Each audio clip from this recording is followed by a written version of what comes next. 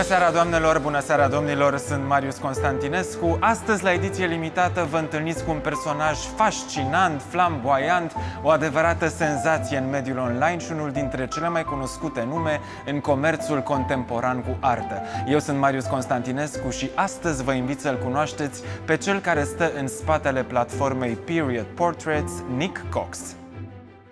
Nick, how should we begin this interview by saying Happy Monday? Yeah, the sun's out in England, or it was at least, so it has been. Well, Mondays are always happy, aren't they? I think there's loads to do, so you feel the pressure to get on with stuff. So, you know. Well, thank you so much for accepting this interview.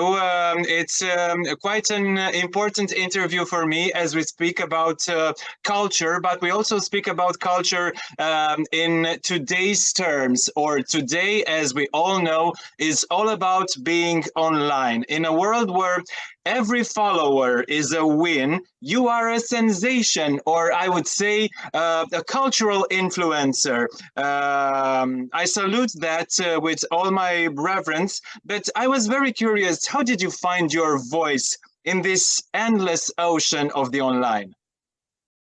Yeah, you know, I'm not the most outgoing person, but, you know, it's a necessity, that's the thing. So I started off, I was buying portraits always and antiques and selling them through major auction houses like Sotheby's and Christie's.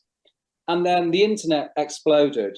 And I was thinking, why do I not take this myself and take charge of it?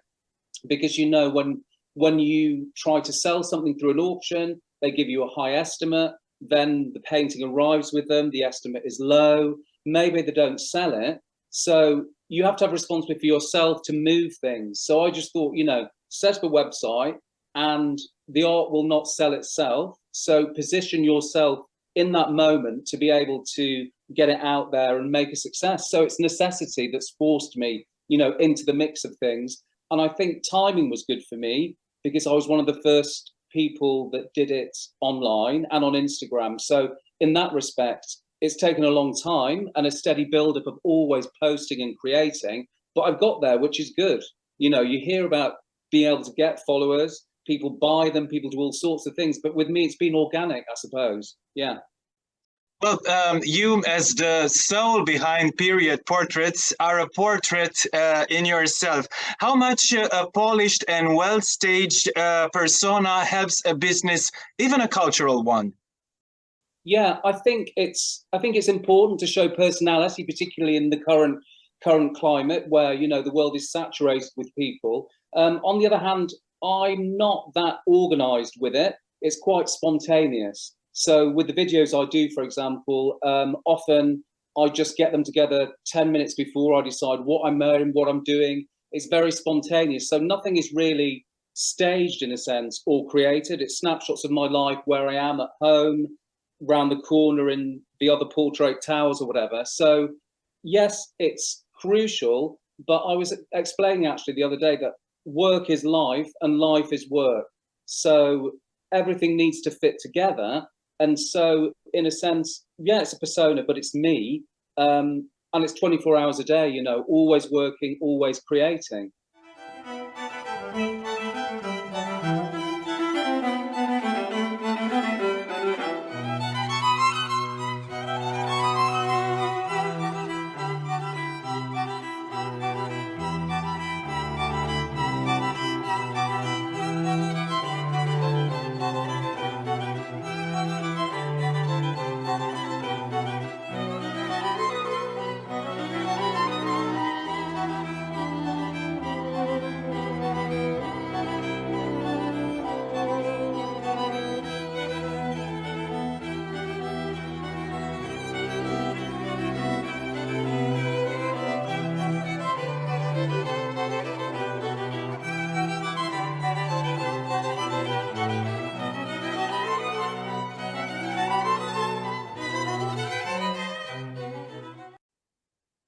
Yes, you're really a creator of content today, but a meaningful content, a substantial one.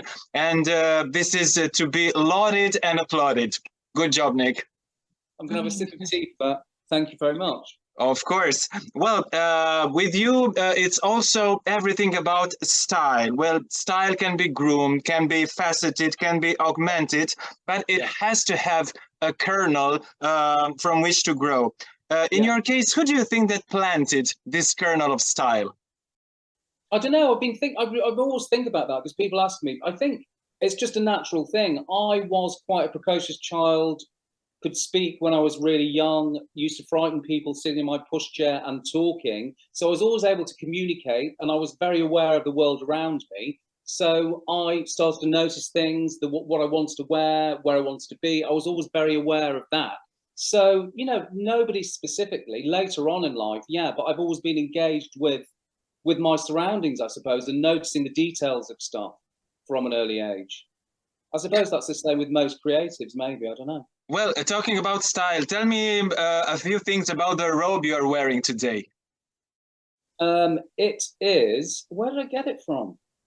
I bought it, I think, on Portobello Market a while ago. And it's one of those things, you see it, I liked it, and I thought, I'm never going to wear this. I might wear it a few times around the house. And then I've worn it everywhere. I've worn it to restaurants. I've worn it in Marrakesh. I've worn it on a holiday. So people talk about, women talk about for handbags, shoes, whatever, you know, price per wear. So the price per wear for this has been great because I've worn it so much. It is, it's not Afghan, it's that area, but it's a wedding dress, apparently. And it's embroidered with the date of the wedding on it in the 60s, somewhere on it, on the sleeve or something. Mm-hmm. So that's it, yeah. So it definitely has a story as well. Yeah. No, I just like the fact that it's got, you know, it's all about the details. I love the fact that it's hand stitched. Every inch of it has had somebody do some work on it. And to me, I think probably it cost, I don't know, £120, but for the amount of hours that have gone into it and the time somebody's dedicated, it's like a work of art in a sense, isn't it? Well, absolutely. Still talking about style, you have refined yours, being a fashion editor for Vogue, for Harper's Bazaar. Some would consider this the dream job, yet you have decided you wanted more and left the glossy business and became an art dealer. Yeah. Well, I was the perfect assistant, and in a sense, I was the perfect fashion editor, but of course, you're working for another company. In my case, it was Hearst or Condé Nast.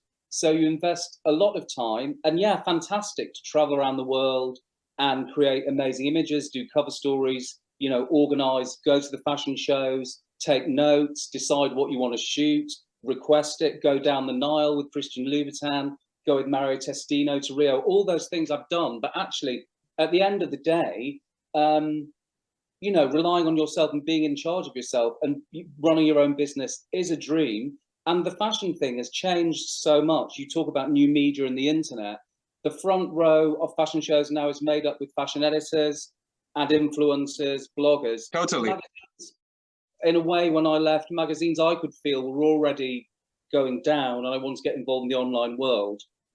Yeah, exactly. And also the pay's terrible. So people think that the jobs are really glamorous, but I'm not, you know, independently wealthy. So I'm not funding if I was independently wealthy, fantastic. I'd have like my penthouse in Chelsea and I'd go to Vogue and I'd enjoy the lifestyle. But actually the fact is, at the end of the day, I'd be traveling around the world, come back to an empty fridge with a piece of cheese and a half bottle of whiskey. That's not a life. You know, I'm fulfilling someone else. I'm creating, I don't know, experiences and what for other people. I want to be in charge of myself. Hello friends, happy Sunday and be welcome. Let's turn our watches back to the 17th century and consider this fine and rare Northern European school portrait of a child and their dog circa 1660. It exhibits a clear Baroque aesthetic, the use of chiaroscuro, highly elaborate costume and that swathe of red drapery above the sitter's head. Come closer.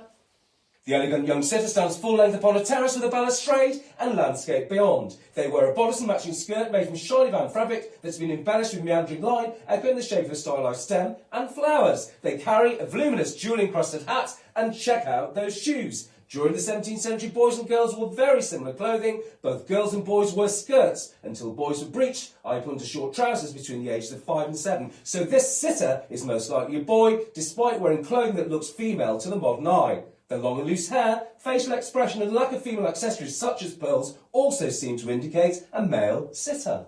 This fine painting is an excellent state of conservation, ready to hang and enjoy in a wonderful carved and gilded 18th century frame with a fantastic mellow colour. I'm most grateful to Jackie Ansell, Senior Lecturer in Christian Education, for a detailed analysis on costume. More detailed pictures are online for your enjoyment. I'm off to have a lemsip. Have a great day and have a great week. I love the perspective behind you, and I also love the way those portraits present themselves in the rear of the frame. And this leads me to my next question. If we go back to your passion for art and for portraiture in particular, would you say there has been at a certain point in your life a real crush on a portrait or an art piece that later on made you decide to take this road? Yeah, potentially, in that I was always buying art from a young age as well, and antiques and stuff. And it doesn't make any sense with what I do now, but I was in Cuba when I was a teenager with some friends, and I bought a huge painting, an antique painting in Cuba of actually like a gathering in this forest of like a religious ceremony, lots of people in costumes, dancing and stuff. And I was young, like early teenager.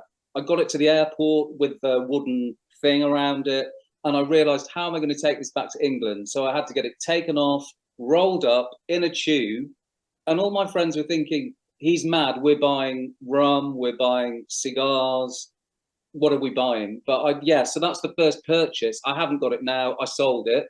That's another thing. I'm happy to, whatever I have, I'm really happy to enjoy it. Like everything you see around me, apart from the living things like pets, which are out of the perspective, dogs. I've seen him earlier, yes. Yes, running around. So anything that isn't living, I'm quite happy to say goodbye to. I'm not one of those people that has to hang on to stuff, which as a dealer is a positive thing, I think, You don't get attached to things. No. So when you say is the one painting that made me think about portraits, yes, I've given that example. But if it was crucial in that way, I'd still have it. I haven't. I've got rid of it. I can't remember where, years ago. Yeah. Nick, why portraits? Why portraits in particular, or not religious compositions or landscapes or mythology? Why portraits in particular? I think it's something about the gaze, isn't it? When you look at a portrait. So, you'll hear people that aren't that experienced in the world of art and antiques talking about eyes following you around a room.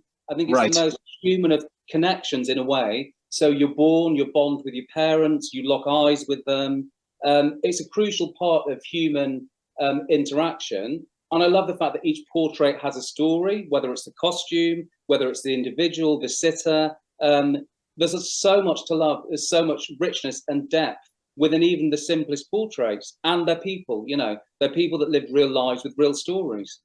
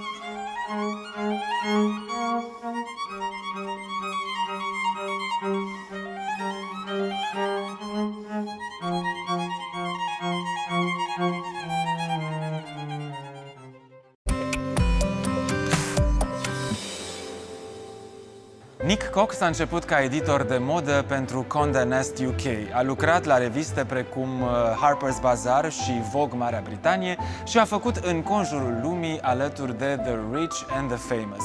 La revistele de fashion și-a cultivat un simț al imaginii care avea să se dovedească referențial pentru cariera lui ulterioară.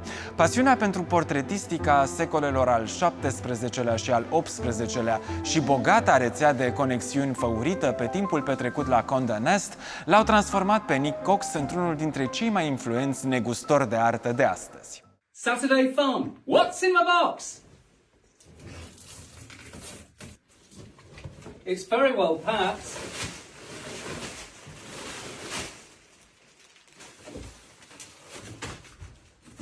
Keep your eyes on the prize. Come closer, my friends. Yes, I'm going to start ripping. Well, I wasn't expecting this. Say hello to the Fern Gatherer by William Shea Sr. And I have to say, it's worth the reveal. A fine slice of pastoral perfection on a lost equestrian oil, because the rest have galloped. Happy Saturday! Well, you delve into Britain's well-hidden collections and you come up with jewels that not only adorn the living rooms of the rich and the famous, but also speak about this glorious tradition in both art and collectionism. As fascinating as it sounds, what would be the difficult part of your job? First, it never feels like a job, I'm pleased to say. Okay. It's a passion and it's not a vocation, but it's something that I love doing. Each day is an opportunity to discover something, find a new portrait, engage with people. So, yeah, largely positive, but it's the many different aspects of the job that people don't see behind the scenes. So, from organising conservation, global logistics, shipping, packing, something stuck in customs on the way to Miami, having a huge crate made to be able to pack a massive painting to send it to a museum in Georgia, all those things, the financial side of things, because the business has grown. It's my brain is large, it's great, and I love a challenge, but there's always something. And as I said to you before, it's like a 24-hour-a-day thing, really, because we're dealing with all around the world. And much as I like to keep files and stuff on the desktop, it's all in here. I know what I've got to be doing. Yeah. So it's the fear that drives you on, I suppose. Fear, or I don't know, just having to get through the day and tick off those things on the list. Well, as I was saying earlier, you set up the tone when it comes to the contemporary and the attractive way in speaking about art and culture. And I have to confess that I always like to begin my days with your videos on Instagram that really gives you like a jolly feeling and the drive to pursue the day on. And you're also already copied and modeled upon, which is, I suppose, in some way gratifying. Had it not been the looks and the style and the exuberance as your allies, do you think that you would still have had the same success? In terms of, I don't know, to be honest. I think it's all. A painting is inanimate. It's not going to sell itself. So you really have to engage. And, you know, it's fascinating for me when people started doing the same thing, because originally I was irritated and I thought that's strange.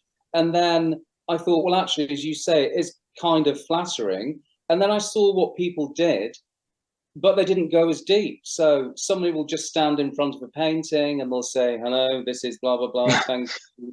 Which is a step up from expecting it to sell itself from a flat image. But there's so much to be said. And the thing with me is, I think, buying things, even if they're hugely expensive, should be fun. So I like to inject it with personality and entertainment, because if you're going to spend, I don't know, random, like £7,000, £10,000, £20,000 on a painting, why should you not enjoy the experience? So I think that's part of it, isn't it?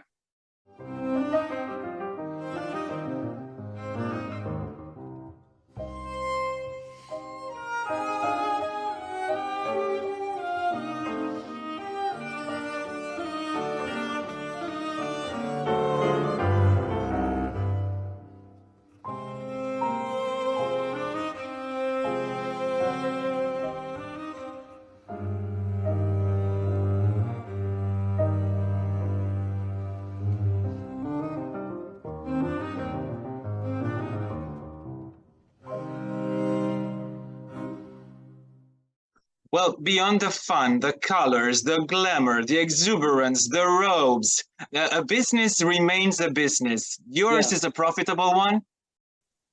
Well, I don't want to give too much away because it's so hilarious. I gave a talk about a year ago in London, in Mayfair, and I invited some people. It was with a PR, and lots of people turned up. And from the people that turned up, they were on the front row, were all these people that I knew from Instagram that were just starting businesses online. So I was like giving away all these free tips and how to do things. And actually, it's been interesting because I've seen some go on to some success, some not. But I don't know. I'm not sure. Well, you still have to check on the numbers and the listings at the end of the day, and that will answer you. The thing is, I never feel sad. I suppose why I'm hesitating is, one portrait. It starts with one portrait, and then we have a collection now of like 150, and we've sold hundreds. So I suppose in that case, I'd say to people, read between the lines.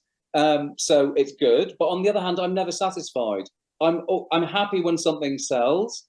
I enjoy buying more than selling, but I'm happy when something sells for 2 minutes. Then my focus is how are we going to be enthusiastic about something else. So I think it's very, I'm not one of those people that sits back and thinks how amazing I am. What a great day. We've sold this painting. I have a tiny moment of, oh, that was good. And then I'm on to the next one. What is that? Ridiculous work ethic? I'm not sure. Or just enjoying the job, perhaps. Well, this enthusiasm, this freshness of ideas, of approach, they seem to also come from the paintings itself. Am I wrong?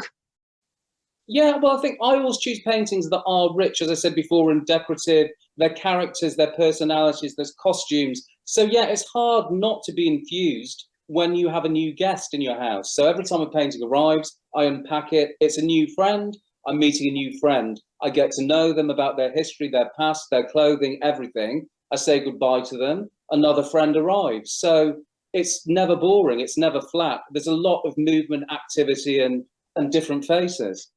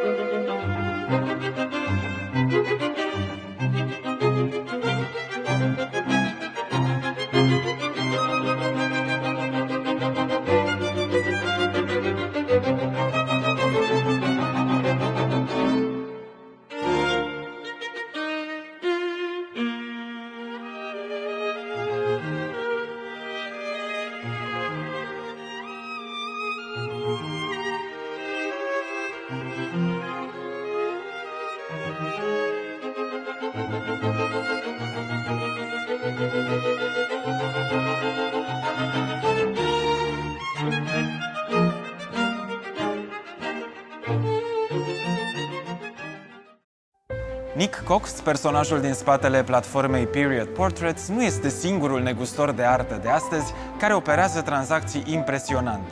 Felul în care și-a construit discursul, dar și comunitatea masivă care îl urmărește, este unic, teatralizat, inventiv, out of the box, anecdotic, dovadă că despre artă se poate vorbi și decontractat și ludic. În acest fel, tablourile veacurilor trecute devin ele însele povești pasionante și relevante pentru un public al prezentului, povestite ele însele de un narator parcă am spune coborât din alte timpuri.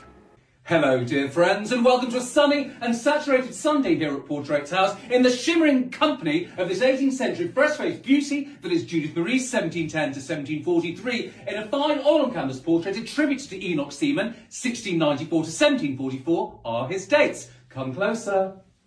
The fresh-faced young sitter stands in front of drapery, leaning upon a column, wearing the most fashionable of costumes. Her shimmering blue silk dress has scalloped sleeves and a tightly laced bodice, as well as finely worked lace collar and cuffs. At her narrow waist is a tiny white silk bow, at her bosom is a larger bow containing a pearl drop. There are also pearls in her elegantly upswept hair.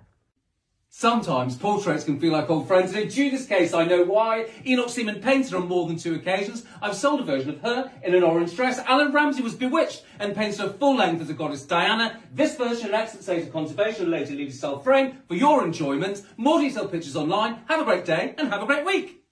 You were telling me earlier that you don't get attached to things. Are you a collector yourself? I have been since I was young, various different areas. You know, I was into tribal art for a while. I collected that in trips to Africa and sold it. Taxidermy, the same. Irish silver, 18th century Irish silver. I've had various areas of collecting, but again, yeah, happy to see things go. So portraits are the one thing that stays with me. Everything else, you know, in terms of collections, I've let go. And it's great. I'm one of those people that thinks in all sorts of different directions. I'm happy I'm in the portrait tunnel and I'm not going to be distracted. And that's my thing now, which is great. It has a certain, you're able to relax with that, really. Nick, could you name me some of the most important artists that you have helped in buying or selling along the years? Yeah, I can. And I can also name some of the ones that I didn't buy, which I wish I had. Please do, by all means, of course. That's the worst thing. So, you know, I saw a picture of a dog like mine, a spaniel, a few months ago in America. I thought, oh, that's quite interesting. Didn't bid. Then a couple of months later, I see it at Bonham's. It's a George Stubbs, and it's like £70,000. Okay. So there are those moments, but then obviously there's successes, and that's what drives you on. I don't look necessarily. It's inevitable that you will discover stuff with the amount of portraits that I deal with. So Philip Mercier, who was a French artist who came to England, who also actually practiced around me in Yorkshire, near York, for a while. A portrait of a lady's Flora, that was great. That went to a private collection. And there are other things online. Thomas Hudson, Godfrey Kneller, who, when you see a painting at auction, a 17th century painting, and it's English, people always say circle of Kneller, follow of Kneller, or you might actually be lucky enough to find one. So it's getting the eye in and seeing the highlight on the nose, the curls, whatever, to be able to recognize the artist. So a few, yeah, and we've sold to museums and collections as well, which is always gratifying, to a museum in Georgia and then also to a museum in Washington in America. So that's an interesting side of things. Tell me more about the interesting and intriguing lady behind you. Oh, I have to check who she was. She is 17th century English lady, and it's just fascinating. It's rich in costume. There's a very similar portrait in the Victoria and Albert Museum. You won't be able to make it out necessarily on the film, but she's wearing a black veil. All her skirt is embroidered with bugs. She's wearing wealth, basically. It's all a display of wealth and position. Thrilled to be able to get her. She was from a private collection in Canada, from a very successful businessman who endowed a university, and it was part of his collection. Looking into it, it was the Weiss Gallery in London in the 1980s. And actually the sister of Mark, who restores for him now, contacted me and said her mother restored that. So totally fascinating. Probably the most expensive thing actually in the collection, because it's so rare. It really is such a rare thing. But I get to live with it at home. How thrilling is that? That's the thing. Yes, absolutely. I get to share my space with these people, which is an honor, really. Yeah. Hello friends, happy Sunday and welcome to my most exciting offering to date in the form of this sumptuous and highly detailed English school 17th century portrait of a lady of significant wealth and status, crammed full of delicious details. Come closer. A veritable display of power and wealth in costume and ostentatious accessories such as these red bead bracelets, piety expressed in the form of this cross-shaped brooch and pendant. Don't be fooled, they're glistening diamonds. And what about this golden locket? I particularly love the polychrome embroidery of strawberries and oak leaves, and upon the petticoat, mythical beasts and butterflies embroidered by needle. With white lead paste to lighten her complexion, cochineal from beetles to rosy her cheeks, a drop of belladonna in each eye to make the pupils dilate. All this ensures that she continues to dazzle and excite almost 400 years after she was painted. More detailed pictures are online for your enjoyment. Have a great day and have a great week.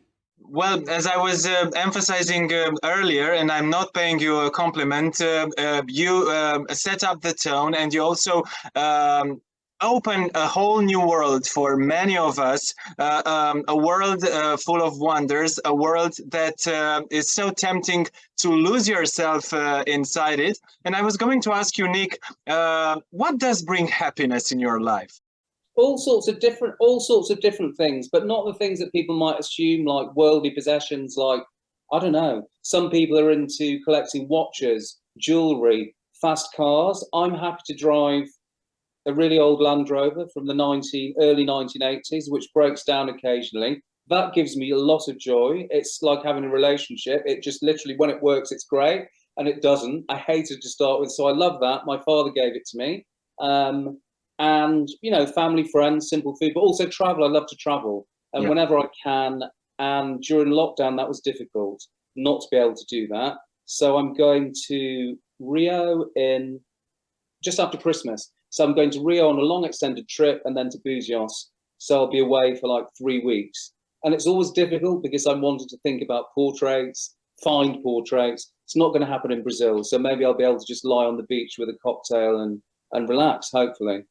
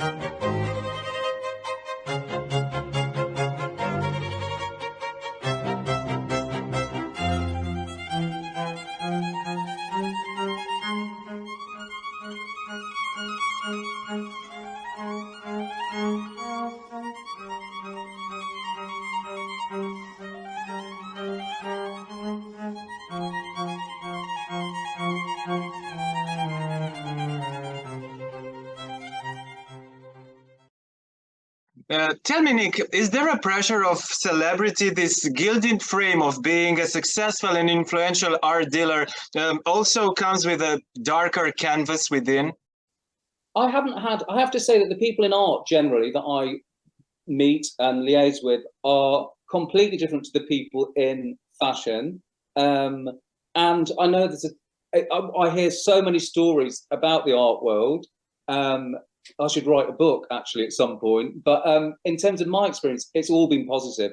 And like you said before about people imitating and doing what I do, initially that was a problem. I remember somebody posted a video pretending to be me in, like, I don't know, a very short dressing gown talking about a painting, and it really annoyed me on social media. And I was like, but then someone else posted one which was hilarious, and I just thought, is there such a thing as bad attention? Just let it go, it's fine. And if you're being noticed, it's good. And actually on social media, people do talk a lot about issues with that being in the public eye, in that sense, being open, because people can comment and involve, but it's all been, I'm pleased to say it's all been positive, thank God, you know. Would you go back to fashion just for fun, just for one thing or one fling? No, definitely not, because I'm not so full of it that I think I've done it all, but actually, no, because I wasn't, you know, I dealt with lots of celebrities, but I wasn't, I'm not impressed by the world of fashion. And in a sense, when I was doing the shoots and the covers and stuff, I was creating portraits. So yes, maybe if there was an opportunity to meet somebody fascinating and you were creating a portrait with Annie Leibovitz of somebody amazing that was going to stay in a collection, then potentially, but probably not. Yeah. Well, for me, you embody Britishness with a twist, where tradition meets innovation, where pomp is enlightened by laughter. Who would paint or would have painted your ideal portrait? There are so many artists, you know, and from the past, obviously, but actually, in terms of me, somebody contemporary, well, one of the good aspects of my job is I've collaborated with a lot of people. I've had my portrait painted a lot. which is getting to the point of being embarrassing. Where would you put them? Imagine somebody painted your portrait. One could be nice. Two, that's flattering. If you have more than that, where do you hang them without looking like a megalomaniac? Yes. So maybe I need a secret room where I just have all the. So do you have these portraits hung on? They are. I have them all. They're actually not where I live. They're somewhere else with some other portraits. But there is one portrait, who is called Tanya Revilis, and she is from Eastern Europe. I can't remember which area, but she's worked in London and she's won portrait prize, I think it's William Nixon Portrait Prize this year. And she painted like a portrait of me, which is quite historic and was related to a military costume thing that I had. But I would get her to paint me again because she has the life in her paintings, the color, the texture, and all that. And it's a mixture of looking traditional but being very contemporary. I suppose. And from the old masters? If I was going to say if Van Dyke was around, I wouldn't say no. But I suppose we're all the same. I'd probably have to grow a bit more of a bushy beard. But yeah, Van Dyke potentially. But that's making me sound like a lunatic. Yeah. Why? Why is that? I would love that. So that makes us two lunatics. Yeah. If I could step back in time, that would be a good thing. Nick, thank you so much. It's been such a pleasure. Thank you. Thank you for your time. I've really enjoyed it. Thank you so much. Thank you. Great. Excellent. Thank you. Well, that was fun. Sure it is.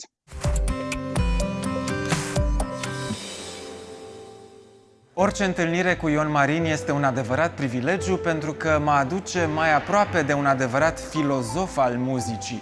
Fiul legendarului fondator și dirijor al corului madrigal, Marius Constantin, Ion Marin a devenit în timp el însuși un dirijor admirat și respectat de întreaga lume muzicală.